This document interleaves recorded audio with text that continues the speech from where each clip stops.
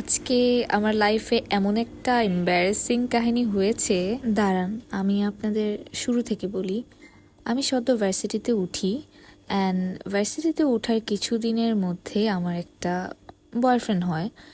তো আমার বয়ফ্রেন্ডকে আমি একটা ভয়েস মেসেজ সেন্ড করার চিন্তা করি, অ্যান্ড ভয়েস মেসেজটা আমি রেকর্ড করে আমি নিজে শুনছিলাম আর ভাবছিলাম যে ওয়াও, আমার ভয়েসটা তো কিউট।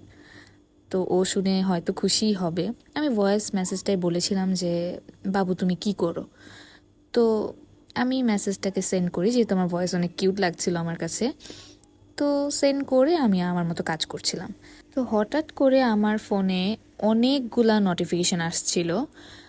তো কে এমন আমাকে টেক্সট দিচ্ছে আমি দেখার জন্য গেলাম, অ্যান্ড গেস হোয়াট, যেই ভয়েস মেসেজটা আমার আমার বয়ফ্রেন্ডকে পাঠানোর কথা ছিল, আমি সেই মেসেজটা আমার ভার্সিটির গ্রুপে পাঠিয়ে দিই।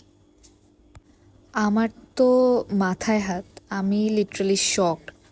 মানে এত বড় ভুল আমি কিভাবে করলাম।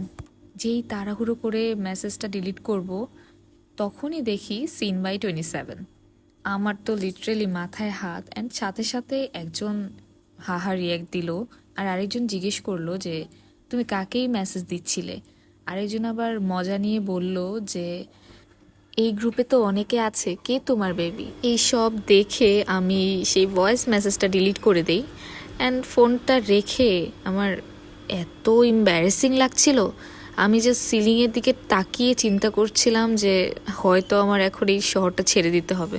তার কিছুক্ষণ পর দেখি আমার ফোনে একটা নোটিফিকেশান আসে, আর আমি ফোনটা হাতে নিয়ে দেখি যে আমার বয়ফ্রেন্ড মেসেজ দিয়েছে। আমি ভাবলাম যে তাকে আমি কিভাবে মুখ দেখাবো। তারপর মেসেজটা সাহস করে সিন করলাম, অ্যান্ড সে লিখেছে যে এখন পুরো ক্লাস জানে যে আমার বাবুটার ভয়েস এত কিউট। মেসেজটা দেখার সাথে সাথেই আমার মনের অজান্তেই আমার মুখে একটা স্মাইল এসে পড়লো। হয়তো ঘটনাটা লজ্জার ছিল, কিন্তু স্মৃতিটা একদম প্রাইসলেস আমার জন্য। তো এই ছিল আবার আজকের এম্বারেসিং কাহিনী। যদি আমার স্টোরিটা ভালো লেগে থাকে আমার ভিডিওটা লাইক করে দিবেন।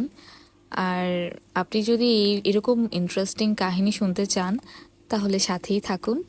টাটা।